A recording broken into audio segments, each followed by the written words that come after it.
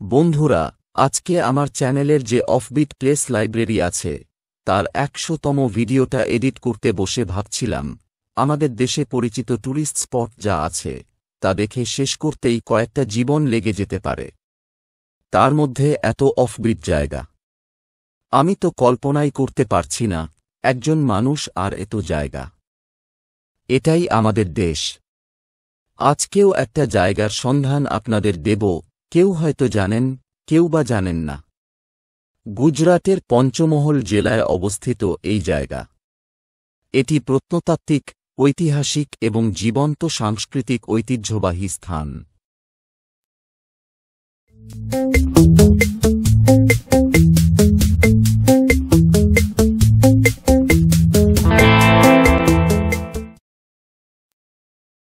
আমাদের আজকের গন্তব্য একটি পাহাড়, যার গঠন আগ্নেয়গিরির মতো। পার্শ্ববর্তী সমভূমি থেকে ৮০০ মিটার উঁচু। এতে প্রাগৈতিহাসিক থেকে মধ্যযুগ পর্যন্ত বসতির অবশেষ রয়েছে। প্রত্নতাত্ত্বিক উদ্যানটি ১৪ শতকের প্রথম দিকের একটি হিন্দু রাজধানীর একটি পাহাড়ি দুর্গ এবং ১৫ শতকে প্রতিষ্ঠিত একটি ইসলামিক রাষ্ট্রের রাজধানীর ধ্বংসাবশেষ, যা গুজরাটের চাম্পানের পাভাগড় প্রত্নতাত্ত্বিক উদ্যান নামে পরিচিত। উদ্যানটি ২০০৪ সালে ইউনেস্কোর বিশ্ব ঐতিহ্যবাহী স্থান হিসেবে ঘোষণা করা হয়েছে। চাম্পানের পাভাগড় প্রত্নতাত্ত্বিক উদ্যানের অসামান্য মূল্য রয়েছে, যার মধ্যে রয়েছে প্রাগৈতিহাসিক, প্রারম্ভিক এবং শেষ মধ্যযুগের অবশিষ্টাংশ, অত্যাধুনিক এবং সাধারণ বসতি এবং জটিল ভবন। ঐতিহাসিক শহর চম্পানেরকে ঘিরে বনরাজ চাভদা এটি প্রতিষ্ঠা করেছিলেন। তিনি ৮ম শতাব্দীতে চাভদা রাজবংশের সবচেয়ে বিশিষ্ট রাজা ছিলেন। শহরটির নাম পরিবর্তন করে বনরাজের একজন বন্ধু এবং সেনা জেনারেল চম্পার নামে নামকরণ হয়, যিনি চম্পারাজ নামেও পরিচিত। চাম্পানের পাভাগড় ঐতিহ্যবাহী স্থানটি ১৩২৯ হেক্টরেরও বেশি এলাকা জুড়ে বিস্তৃত। ভূসংস্থানে পাহাড় এবং মালভূমি রয়েছে। প্রাচীন আগ্নেয়গিরির অগ্ন্যুৎপাত এবং লাভা প্রবাহ দ্বারা গঠিত খাড়া শিলার এক্সপোজার আছে। চম্পানের পাভাগড় প্রত্নতাত্ত্বিক উদ্যানটি বরোদা থেকে প্রায় ৫০ কিলোমিটার দূরে এবং গোধরা থেকে ৬৮ কিলোমিটার দূরে অবস্থিত, যার ইতিহাস খ্রিস্টীয় ২য় শতাব্দী থেকে রেকর্ড করা হয়েছে। সাইটটিতে গুজরাটি সুলতানদের, মূলত তুর্কি বংশোদ্ভূত, রাজপুত এবং জৈনদের অনেক ধর্মীয় স্মৃতিস্তম্ভ রয়েছে। এতে আহমেদ শাহের নাতি মাহমুদ বেগাদার প্রাসাদ রয়েছে, যিনি আহমেদাবাদ শহর প্রতিষ্ঠা করেছিলেন। বিশ্ব ঐতিহ্যবাহী স্থানটিতে হিন্দু এবং মুসলিম স্থাপত্যের একটি নিখুঁত মিশ্রণ পরিলক্ষিত হয়। প্রধানত গ্রেট মসজিদ বা জামা মসজিদ, যা পরবর্তীকালে ভারতে মসজিদ স্থাপত্যের জন্য একটি মডেল হয়ে ওঠে। চাম্পানের পাভাগড় স্মৃতিস্তম্ভটি খুব স্বল্পস্থায়ী পুঁজির একটি অসামান্য উদাহরণ। এটির বিন্যাস, ভূসংস্থান এবং প্রাকৃতিক বৈশিষ্ট্যের সর্বোত্তম ব্যবহার। পাভাগড় ১৩০০ সালের দিকে চৌহান রাজপুতদের রাজধানী হয়ে ওঠে, কিন্তু ১৪৮৪ সালে গুজরাট সুলতান মাহমুদ বেগাদা দখল করেন।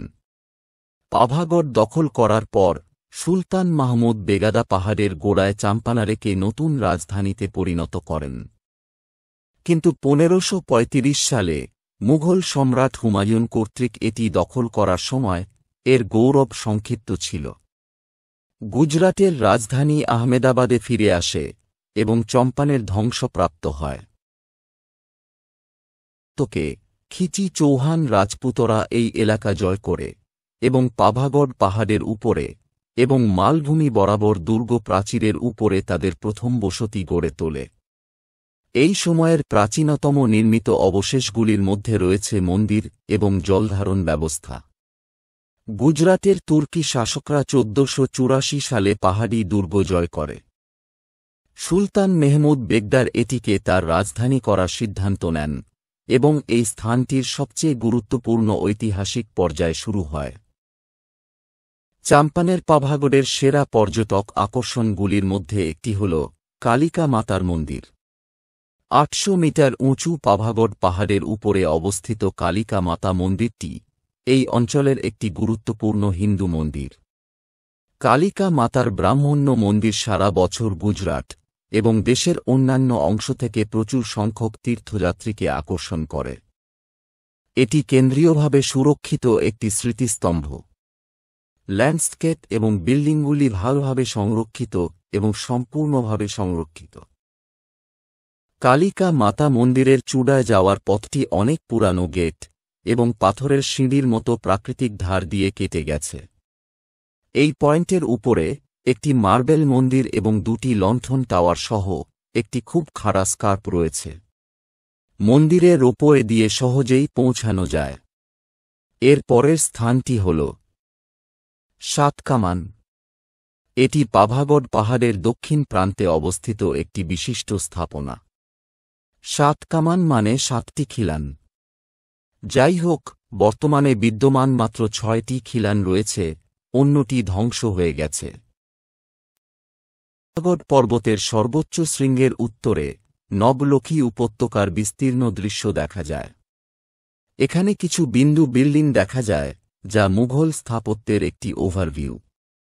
টি আকৃতির বিল্ডিংটি ইট দিয়ে তৈরি, যার 7টি অংশ একটি বড় গম্বুজ দ্বারা আচ্ছাদিত, যা নবলখী উপত্যকার প্রান্তে অবস্থিত। এটি প্রাচীনকালে খাদ্য সংরক্ষণের জন্য একটি ভাণ্ডার হিসাবে ব্যবহৃত হতো বলে মনে করা হয়। এটি নভলাখা কোঠার নামে পরিচিত। এছাড়া আপনি দেখবেন হেলিক্যাল স্টেপওয়েল। হেলিক্যাল স্টেপওয়েল হল 1.2 মিটার চওড়া সিঁড়ি সহ 16তম শতাব্দীর কূপ, যা কূপের প্রাচীর বরাবর নিচে সোরপিলাকারে নেমে গেছে।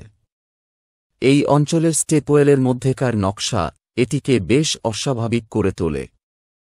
চাম্পানের পাভাগড়ে মসজিদ, মন্দির, শস্যভাণ্ডার, সমাধি, কূপ, দেয়াল এবং সোপান সহ 11টি বিভিন্ন ধরনের ভবন রয়েছে। স্মৃতিস্তম্ভগুলি পাভাগড় পাহাড়ের পাদদেশে এবং তার চারপাশে অবস্থিত। বরোদার হেরিটেজ ট্রাস্ট এই অঞ্চলে 114টি স্মৃতিস্তম্ভ তালিকাভুক্ত করে। চাম্পানের পাভাগড় সৌধের সবচেয়ে চিত্তাকর্ষক বৈশিষ্ট্য হল এর 16 শতকের মসজিদ। চাম্পানের জামে মসজিদ, যা সুন্দর ইসলাম ও হিন্দু স্থাপত্যের সংমিশ্রণ। বিশাল জামে মসজিদ সিটাডেলের পূর্ব গেটের ঠিক বাইরে একটি প্রবেশদ্বার বারান্দা খোদাই করা, যা একটি স্তম্ভযুক্ত করিডোর দ্বারা বেষ্টিত একটি সুন্দর উঠানে নিয়ে যায়। অন্যান্য সুন্দর মসজিদের মধ্যে রয়েছে শহের কি মসজিদ, যেটি সম্ভবত ব্যক্তিগত রাজকীয় মসজিদ ছিল, এবং কেভদা মসজিদ। কিভাবে চাম্পানের পাভাগড় প্রত্নতাত্ত্বিক পার্কে পৌঁছাবেন সেটা বলি। ভাদোদরা 42 কিমি দূরত্বে চাম্পানের নিকটতম বিমানবন্দর। চাম্পানের নিকটতম আন্তর্জাতিক বিমানবন্দর হল আমেদাবাদ বিমানবন্দর, যা 125 কিমি দূরত্বে। চাম্পানের পৌঁছানোর জন্য উভয় বিমানবন্দর থেকে ক্যাব পাওয়া যায়। নিকটতম রেলপথ হল চাম্পানের, যা গোধরা ভাদোদরা লাইনে আসে। যাই হোক, ভাদোদরা রেলওয়ে স্টেশনে ট্রেনে যাওয়া ভালো, যা ভারতের প্রধান শহরগুলির সাথে ভালোভাবে সংযুক্ত।